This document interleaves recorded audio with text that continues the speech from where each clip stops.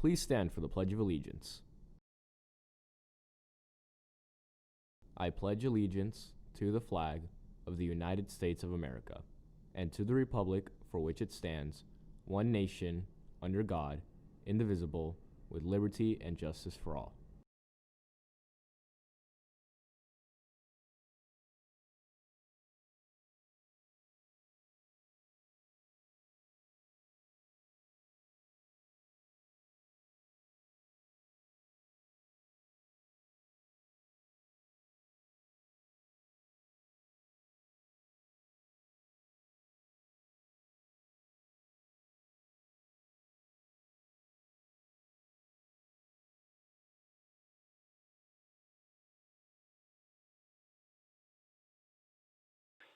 Coming up today on GVTV, all the latest about the football field and the NFL, plus new scientific breakthroughs.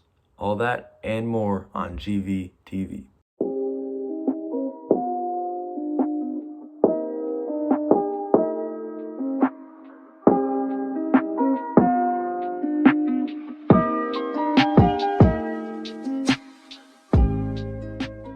Good morning, I'm James Steffen, and today is Tuesday, September 22nd. Today is a B day. This means you should go to your even classes. Make sure you pay attention to class. Even though it's online, we still all need to learn and keep our grades up. And this morning, the GVTV studio looks a little bit different than usual.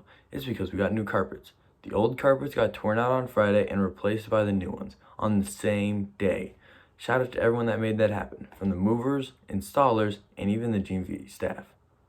Every room in Green Valley is looking better and better. The carpet installation is finished October 7th. In club news, HOSA is meeting September 28th at 2:30 p.m.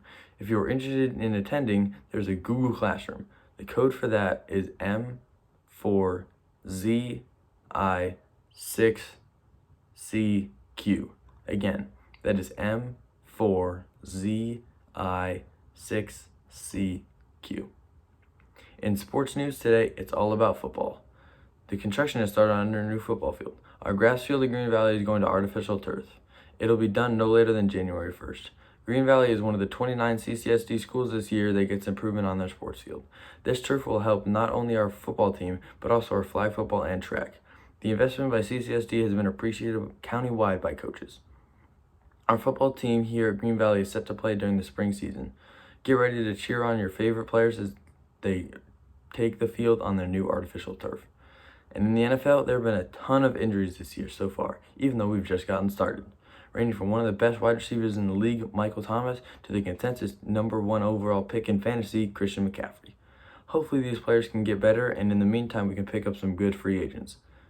Speaking of the NFL, what a game last night. Did you guys watch it? The Las Vegas Raiders played the New Orleans Saints during the Monday Night Football at the new Allegiant Stadium. The Raiders won 34-24, which brings the Raiders to 2-0 for the season so far. In scientific news, the scientists have recently found evidence that there is life on Venus. The chemicals in the atmosphere lead scientists to believe this theory. More information is being collected, so stay tuned for later broadcasts for more information. Well, Gators, that's all the news we have for you today. I'm James Steffen, and you're watching GVTV. And now a brief message from our principal, Mr. Roberts. Good morning, Gators. Today's message is part 2 in our 5-part series celebrating Hispanic Heritage Month. Many people know about the famous landmark court case Brown v. Board of Education, in which African American students won the right to attend the same schools as white children. That case happened in 1954. But what most people don't know is that 7 years earlier, in 1946, a similar court case was fought over the right of Hispanic students to do the very same thing. At the age of 8 years old, Sylvia Mendez lived with her father, a successful business owner and Mexican migrant, and her mother, a native of Puerto Rico, which is a territory of the United States. The Mendez family had just moved to Westminster, which is now a part of Orange County, California, and had decided to send their children to school. Sylvia's aunt was asked to take her and her siblings to enroll at the nicest school in town. Her aunt was informed that her children could enroll because they were light-skinned, but Sylvia and her siblings could not because they had dark skin and a Hispanic surname. Sylvia's parents, along with several other Hispanic families, filed a lawsuit against the school district alleging discrimination. Their legal team, which included a young lawyer named Thurgood Marshall, who would go on to win the Brown v. Board of Education lawsuit, and eventually become a Supreme Court justice, battled for 2 years before finally prevailing in 1948.